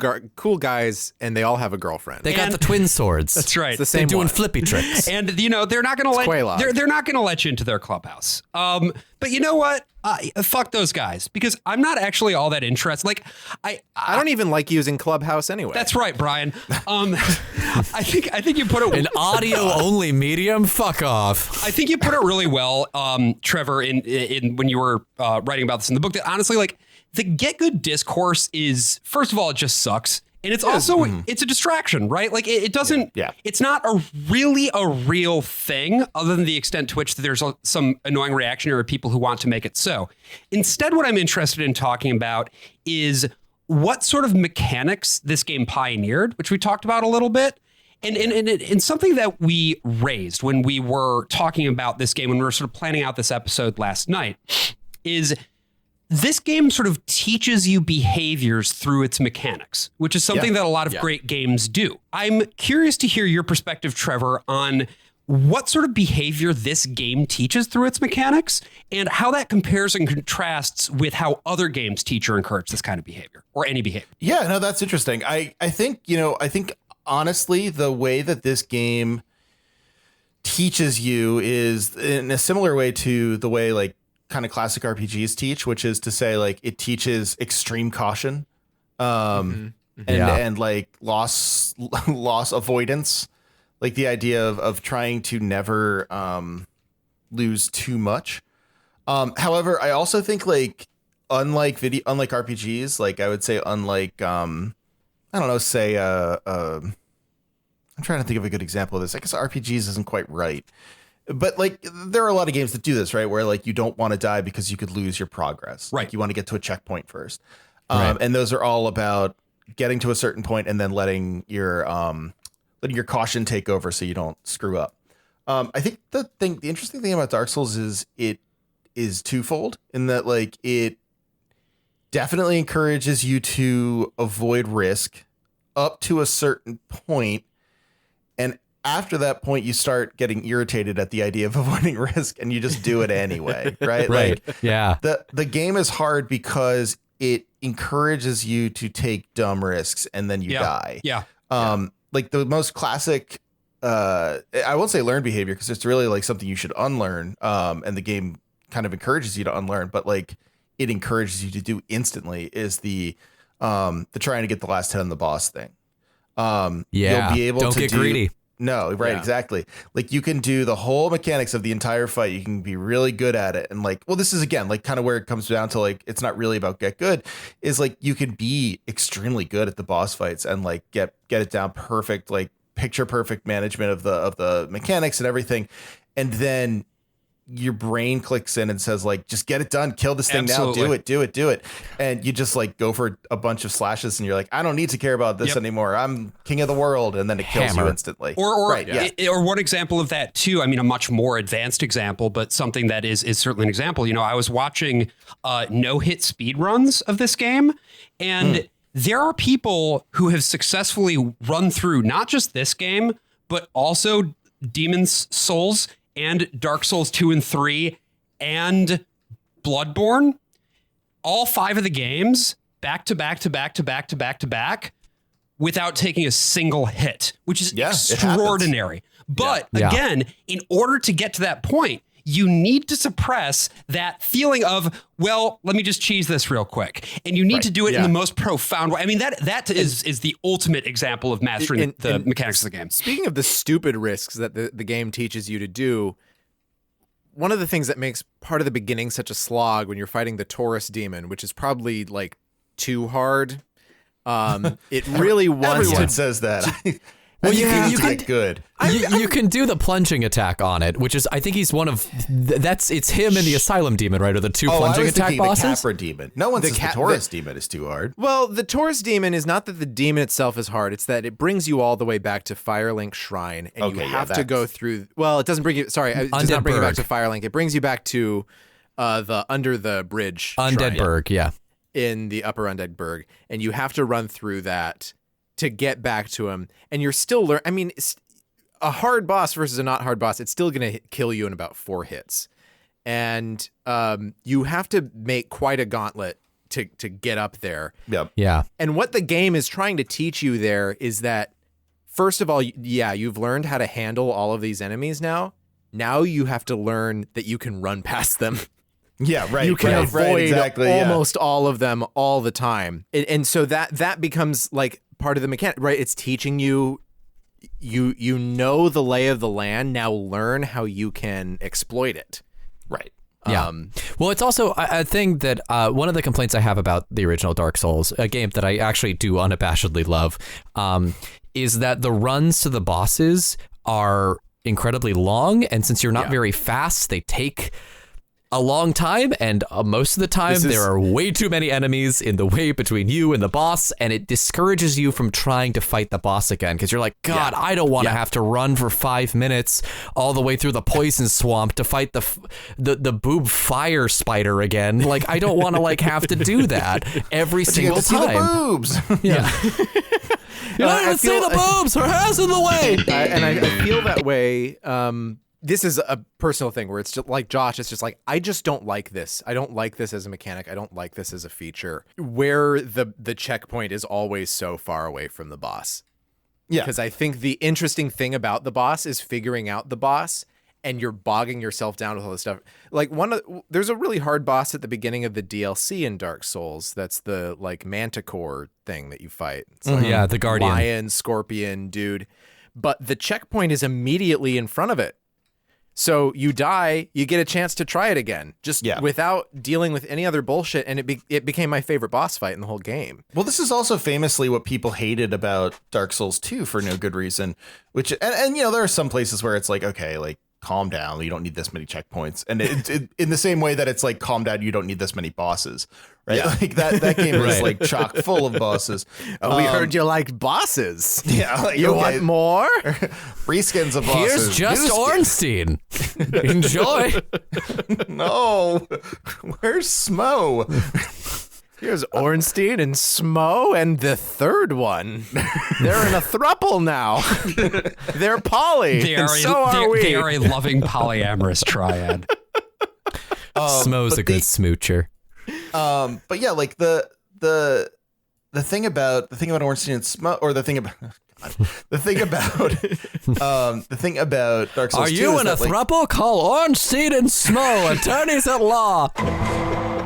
We handle polyamorous divorces. You'll get Anne Orlando in the settlement or your money back. Don't call my name, Anne Orlando. Later on, one of them is going to die in a helicopter accident. Which one was it? Celino or was it Celino? Barnes? Celino. No, yeah, it was. Oh, no, I didn't know that. No, it was Barnes. Barnes died. Yeah, Barnes died. They both died doing what they loved, suing each other. That was bad. That's sad for both Celino and Noble. Oh god, we're deep into the New York lore right now. I just realized I was like, oh, this is like New York 1 style. Yeah. I was. Well, Barnes and Noble's I have to universal. bring this up. I was watching some old home videos when I was back with my parents.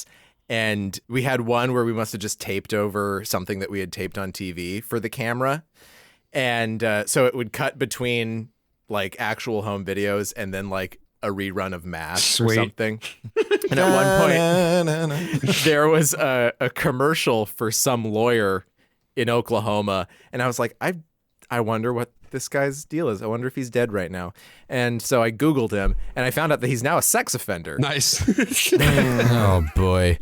He could have been then too. True. Yeah, he probably was. Yeah. No, that's what it sounded like. It's just that the classic he has lawyer, the legal status of a sex offender. The classic lawyer to sex offender pipeline. You hate to see it. Yeah. It's true. No, but I think like, you know, Dark Souls 2 famously was absolutely into giving you tons of checkpoints. And the reason it gave you tons of checkpoints was... Maybe I should play that one then. Yeah, I mean, it was specifically because people were like, why am I constantly doing boss runs? Yeah. And like, if you get like deeply sick of doing the run, you can, if you kill the enemies enough, they disappear forever. And people were like, this sucks. And then also they were like, I'm glad I don't have to keep doing this. Yeah, no, exactly. I think the best balance of that is actually in the third game. In Dark Souls 3, I think the boss runs are some of the easiest and smallest in the game. In the whole series. It's interesting, Trevor, that you bring up how conditioning sort of comes about as like offering a sort of contradiction. Where it's like, yeah, don't take the risk. Do take the risk, right? Here's a shield. Stop using the shield. Yeah, exactly. So the first time I ever encountered, the first example that I have seen historically of a game being like, there's a way that we want you to play this was Daggerfall. Ooh, interesting. Where they had a note that came in the box that said, play through your mistakes. That's a quote. Play through your mistakes. Don't just save at every lucky point and then go back to it. But like anyone who's played Elder Scrolls knows that's actually the right way to play the game is just keep saving. Because unfortunately, save forever. The main consequence in an Elder Scrolls game usually is just that you died, which just brings you back to your last save anyway, right? There are things that you can, I don't know, complicate or uncomplicate, but like playing through your mistakes in an Elder Scrolls game is not as interesting as playing through your mistakes in Dark Souls or Pathologic 2 or Hades, of course. Right. And I thought it was interesting because I listened to your episode a while back with Kevin Snow, Trevor. And they were talking about when they were working on translating Path 2. how at sort of the end of the queue is all the scenarios where there has been failure, and knowing the experience of writing that stuff out, knowing that people won't want to see it. Yeah. And Path 1 has a problem where it's like, yeah, you die, you go back to your save, whatever. And also a lot of the ending outcomes only come if you've played perfectly and healed everyone, right? Yeah. You otherwise get the same sort of little FMV at the end of the game, no matter how well you've done, unless you've done everything perfectly. And then you also get the extra special ending if you've saved everyone else's guys too from the other 2 playthroughs. Ah, okay. Where Pathologic 2 does not do that, right? The ending is contingent on different factors, and so individual failures lead to different story outcomes within the game. Like Ice Pick Lodge figured out, oh yeah, this is how we can condition people to keep playing. And one of the big ways that they did that was by killing you, they change all of your saves. Which is what breaks the console version of Pathologic 2 in twain, as I found out twice. So with Pathologic 2, when you die, specifically that one type of fail state, not just you fail to rescue someone from the plague or something. When you die, the game reduces some aspect of your character, right? It lowers your health permanently. It lowers your stamina, thirst capacity, your hunger permanently. Yeah. And it does so in every save game. But an unintended consequence of that is that the console version of Pathologic 2 is still pretty glitchy. AJ has had his entire game erased twice because it corrupted all the files. First time I was on day 3, it had only been a few hours, and I was like, okay, this is fine. The next time I was on day 10, I had saved everyone. I was walking on sunshine. I had a giant loaf of bread. I was gonna make it to the end, and the game just went, you're done. So the moral of this story is always play on PC. That's basically what this comes down to. Not all of us have one, Josh. Yeah, Josh, they're very expensive. What Pathologic 2 then convinces you to do is either go in and change your sliders down or never fucking play the game again. Yeah. Right. And with Elder Scrolls, you have a game that's very glitchy and weird shit happens all the time for no reason. So that's why you're going to be save scumming anyway. It's not because of your own failures. It's because of failures that are unfortunately a part of the game. Right. It's play through your failures, not play through our failures. Right. And I would love to talk about failure as a mechanic in Dark Souls, because I think the greatest secret of Dark Souls, if I could impart one thing to our audience about this game, is that souls don't matter. Death does not matter. Nothing in this game ultimately matters except that you keep playing it, because there will always be more souls. There will always be more obstacles to overcome, but you can throw your head against that wall and eventually they will crumble. And I think except for the Four Kings. Except for the Four Kings, which is a bullshit battle. Just get through that one. Also, to get the dark ending, you have to kill them before you actually set the Lord Vessel, and you are way too low a level. It's very much a new game plus thing. Anyway, that's regardless of that. But I think there's something really beautiful in sort of this idea that a game that is notorious for being so difficult is ultimately just about throwing up your hands and being like, the world is dying. There are some things I cannot control, but that doesn't mean I'm not going to keep trying. Right. Yeah. No, I agree. I think ultimately, and narratively speaking, the end of the game basically gives you a choice of, are you gonna keep doing this, relink the fire and bring back the dying world, or are you kind of doing a new thing?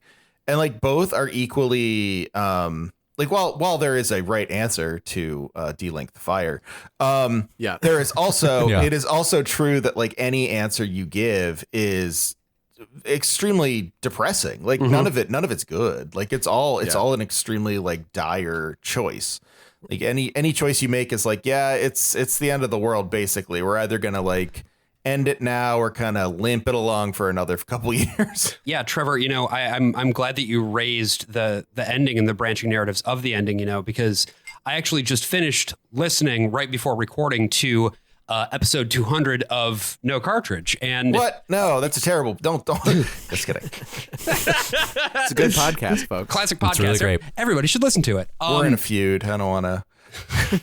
Wait, the worst of all possible worlds is in a feud with No Cartridge? No, I'm in a feud with No Cartridge. I don't like After the the Chrono Trigger event of 2021. Yeah, right. I'm done with you people. Alternately, friendship ended with No Cartridge. Worst of all possible worlds is my new best friend. But who gets custody of Prompto?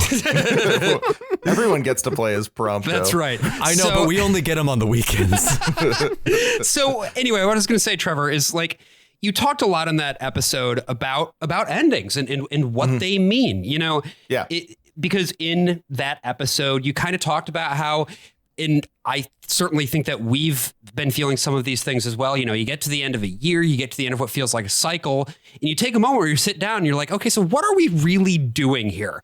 And yeah, I know. How do you, For sure. So then I thought it was so interesting how you talked about how, like, yeah, you've done some stuff that's worked. You've done some stuff that in retrospect, you wish you'd done differently. And you want to do more of the stuff that's going to feel good going forward. And because this game and its ending is ultimately going to be kind of depressing no matter what.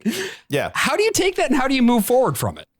Well, so I mean, the one thing to say is the end of Dark Souls is extremely depressing, but it's also sort of a perfect distillation of that perspective. Like if you want to take that perspective, I don't know, seriously in terms of like playing it in a video game, which is of course different than taking it seriously in your life, in your day-to-day life. But like if you want to take that perspective seriously within a video game, Dark Souls is one of the better places to do it insofar as the perspective you end up getting in Dark Souls is, you know, the world is dying, so you can either take the choice to like, you know, okay, we're gonna keep the dying world a little bit, I'm a little worried about losing what I got, or you can just say, you know what's next, what can we do, right? And I think that like that's that impulse to say like what's next, what can we do, is where you can actually kind of produce something interesting, right? Like you can say like, yeah, I don't feel like we can I don't feel like we can properly have Lordran exist anymore, or I don't feel like we can properly, I don't think it's right to link the fires, or, you know, restore King Alan in Demon Souls, or like whatever. So I'm going to end it, or like, you know, whatever it is. Like, you know, the relative sort of like benefits of those things end up being like, you can take those and say like, I want Lordran to stay around. I want to link the fires. I'd like to accomplish what Gwyn accomplished, but you know, in your heart, it's a half measure. You're just kind of like, you're playing out the string, or you do the scary thing and say like, no, like I don't want to be the person who keeps this going. I'm going to be the person who stops it. The bigger risk, right? It doesn't really matter what you do in a lot of ways. Yeah, like the end of the game is the end of the game. I mean, it's a video game. It's limited in technical scope and like only giving you what you in fact have in the video game. It can't like then make procedural realities that, you know, link after it. But it is a choice that kind of reflects that element of like, yeah, you have a depressing choice to make, but one is the depressing choice that gives you the same thing over and over and over again. And one is the depressing choice that gives you a risk that leads to something new. And that is like pretty interesting to me. That question of like, is it possible to build a better future, or do you just give up on the whole thing? And AJ, I know when we were talking about this, when we were setting up the episode, I think you had some thoughts about this as well. Yeah. Well, I mean, it's just the idea of if you choose not to link the fire. If you link the fire, you're siding with Gwyn. It is this idea that you side with the lords, and that the Age of Fire must be prolonged because it's either that or like oblivion, right? But to take the dark ending is actually to embrace humanity. Humanity has been infected with the dark sign. That is the plague that turns them undead. And it's just like, these people, like the Gwyns of the world, threw you into an asylum to just die and be reborn and die over and over again. And the game goes to great lengths to show you that this world is dying anyway. So why not live in a world that you could actually thrive in? Why would you ever link the flame to continue the charade of Anor Londo? You know what I mean? To pretend that there's light when really it's just oblivion anyway. Which But even that knowledge that it's just oblivion is like, you kind of have to jump through some hoops to get there. Yeah. You have to beat the 4 kings severely underleveled to talk to a giant serpent who tells you, hey, everything's bullshit. Did you know everything's Well, and bullshit? It's interesting too that the Age of Darkness is not the world itself vanishing. It's the beginning of a new age. You know, the Age of Dragons ended as well. And so now the Age of the Lords will also end and become the Age of Snakes. Yeah, Sen's Fortress. Funny Snakes. flesh mustaches. Oh, they have And- such silly mustaches. In Dark Souls 3, you do get to see a world that is gone into darkness, that is in the Age of Darkness. In the Untended Graves, you get to see what the world looks like. The sky is pitch black, wraiths have taken over, but there is still a society. Do you know what I mean? Like, the world continues on in the darkness. It's an alternate timeline. So, like, you know, it kind of has its cake and eats it too. Like, both endings are both true at the end of Dark Souls, according to their very convoluted timeline. And that's the interesting thing about, like, if you follow the continuity of Dark Souls being, you know, Dark Souls 2 being a direct sequel to 1 and 3 being a direct sequel to 2, is that they're so far ahead in time at the age where the world is decaying again. You could have made either decision, but time has erased it completely. Yeah. Yeah, no, I agree. And I think like that's something that happened that I really liked about Demon Souls to Dark Souls as well, in that like the decision you make at the end of that game is very similar, but also the difference between those worlds, like, is it linked? Is it not linked? Same with Lordran versus Dranglake and Dark Souls 1 versus 2. Like, it's so hard to figure out the links between these two things that it's like, yeah, your decision mattered at the moment, but doesn't matter to you now. Like, it is a totally new sort of question. And that also brings up the same thing, which is like one of the things I wanted to talk about with endings in that episode was, you know, thinking about the endings of podcasts, and particularly like the endings of true crime podcasts, and with like, well, maybe truth never existed. Maybe, you know what, after we didn't solve this case, I'm starting to wonder if mysteries just aren't real. Like, it's always it's always like to the benefit of like, hey, you know, we gave it our best shot, and really in the end, reality failed us. Right. And it's just like, it's such a bad way of I understanding. often blame reality when things don't go my way. Yeah. So But you're right. Not that. Oh, But I like see. Thank you. it is one of those things where like you have to stop and say like, not only do I have to like take stock of what I've done and what I like and don't like about the projects that I've done or the world that I'm in or the things, you know, the life that I've led or whatever. And that's like a healthy thing to do.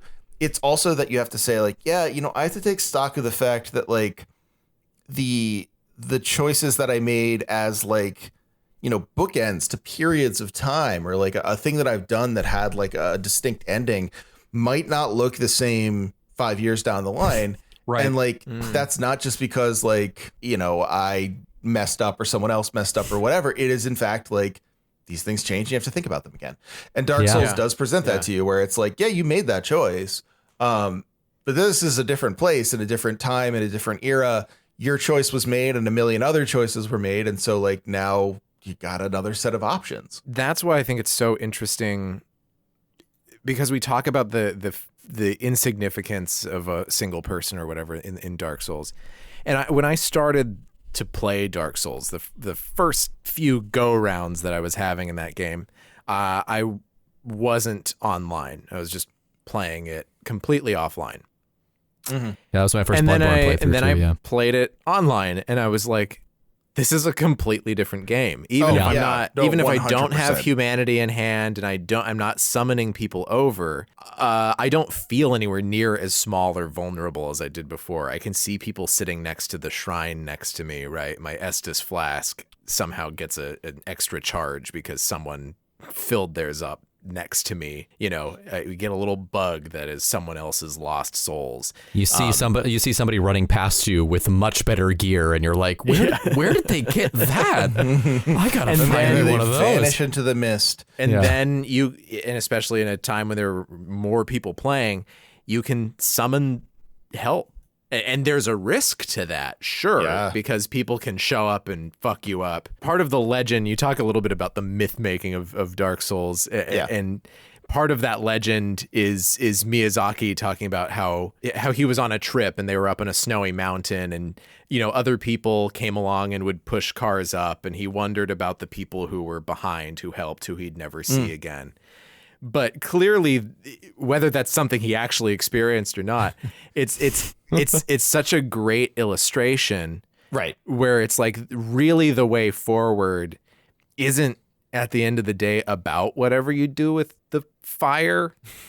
It's about the fact that people can come together and push each other forward. Yeah. No, for sure. And I think, that's ultimately kind of like at the core of all the myth making, like the other one where he says like, oh, I wrote this, like the sort of half remembered true, like ideas in the game are from like, I didn't know English and I was reading fairy tales in English. Like, whether or not that's true or not, it's a truth in the game itself. Like the myth is reflective of like something that happens in the game. And I think there's something kind of nice and mythical in a sort of myth sort of way where like any sort of myth or story about ourselves is true in one way or another, right? And Miyazaki, whether or not he's telling the truth or not, is adding to the patina of Dark Souls by producing these ways it connects with the real world. It's interesting because Dark Souls has had all of these imitators. Hollow Knight or this or that game. Hollow Knight's the one that comes to mind because that's one I've played and it's actually very good. I love Hollow Knight. Hollow Knight's great. Yeah. Doesn't Fucking have rules. that component to it, right? You have the dead world. You have the things that you drop that you have to get back if you die, but you don't have that element there. There was some free game on PlayStation Plus. I know, AJ, you were playing it. I played a little bit of it where you... the You're one like in a swamp. Kickboarding skeleton. Mortal Shell. Yeah. Oh, that was what I was thinking of. I was thinking of what is it? It's Uncle Death was the one. Uncle Death is Uncle Death is from Let It Die. Let It Die. That sounds like a nickname for Smo. Yeah, no. Let It Die was like a weird free game that was a little Soulsy. Yeah. So now there's a whole genre of games that are just there to imitate a Souls game, a Bloodborne type game. And that really saturated too, like the criticism of, this is the Dark Souls of blank, completely missing what that means, like what Dark Souls actually is. Well, and just some of the boiling it down to imitations hard. do know what it means. Hollow Knight knows exactly what it's doing. Oh, absolutely. Salt and Sanctuary I also think is a really good Souls-like game. But they all, for the most part, lack that component, lack the asymmetrical online, right? The only other game I've played outside of this series that has that component is Death Stranding, which is a totally different kind of game. Yeah, and a very different sort of a great application of that. Yeah, right. Yes. But it is a different type of game. It is a Strand type game. Well, I think whether we're talking about, Dark Souls or Death Stranding or really any other game or any other part of life, it is ultimately we're going to have a slightly better time getting through the worst of all possible worlds if we all do it together. Because you know what? At least we go down together, right? Or maybe we... There you go. So, you can summon any one of us for the Ornstein and Smo battle, and I will die instantly, but I'll be there for you. Trevor, was there anything that you wanted to sort of like wrap up with in terms of last thoughts, or is there anything you want to pitch or anything like that? No, I'll pitch. I think you all had quite lovely last thoughts, so I don't want to step on any of those. I will say you can listen to my podcast at No Cartridge. You can find my book. It's called Story Mode. And it's fucking really good. Incredible. Oh, thank you. I actually I was not sure how I was going to feel going into it because I didn't know how academic it was going to be, and I'm illiterate. So then I was I read it. I read the whole thing, and I was just like, yeah, this rocks. This is great. It's a great book. Everyone should get it. It really, does. Everyone on Earth should have this book. I hope so. Yeah, 6 billion people. That's I right. will. I'll retire then. I'll never write another book. You'll never hear from me again. It's going to be genuinely wild when you better still podcast though, because we got to keep this feud up. It was a feud between me and myself. I love you guys. It's going to be genuinely wild when except for me because of the Chrono Trigger. When book number 2 is the warning. Bible and book number 1 is Story Mode. I can't wait. I'm the worst. Well, I got my John Lennon quote ready for that. Awesome.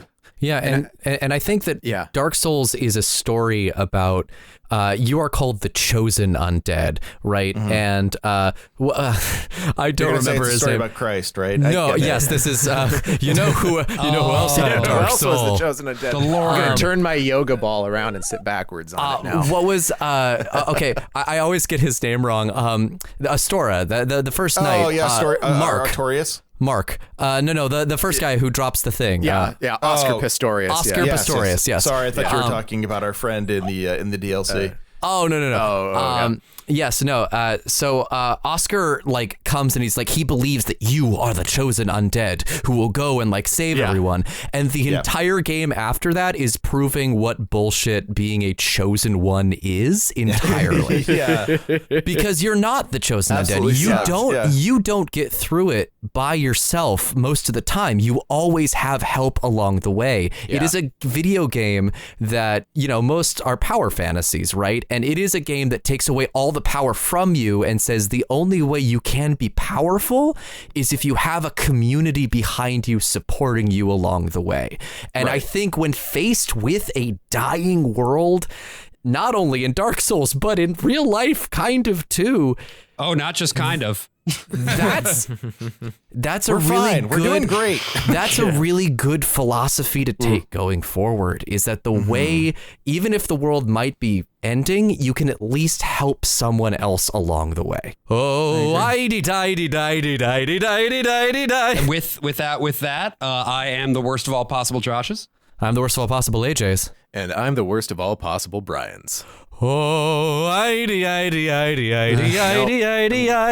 once went to Lord Ran. There was a man named Gwen. He gave me a bucket. I gave him a pen.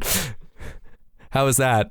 You gave him a pen? Why did you give him a pen? I don't. It rhymed. Okay. I didn't plan this. That's good, actually. That's good. It's great. Thank you. It's great. I'm a natural So lyricist. many possible worlds, but we got this one. So many possible worlds, but we got this one. All right, folks, that's another one. Once again, we'd like to thank Trevor Strunk for coming on, listen to his podcast, No Cartridge, and check out his book, which is called Story Mode. This podcast is brought to you by our patrons at Patreon. That's right, this podcast is listener-funded, which means that it's brought to you by subscribers such as Ann Houston, Vrunt, Jacob Coles, Emily Robinson, and as always, a special thank you to Ashley Stoneman, Dara Swisher, Hannah White, Nikola Donov, Silverbear909, and Timmy Sexton. Have a good one.